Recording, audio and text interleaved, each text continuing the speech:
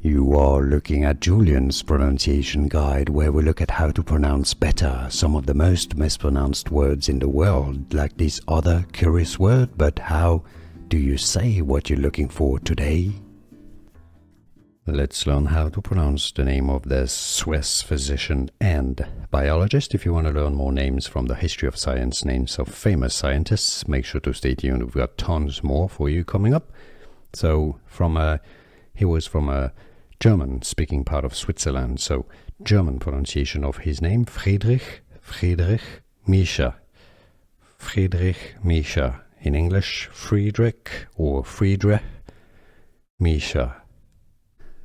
Here are more videos on how to pronounce more confusing words and names too many mispronounced. Like this video if you found it useful. I appreciate your support. I'll see you soon and thanks for watching.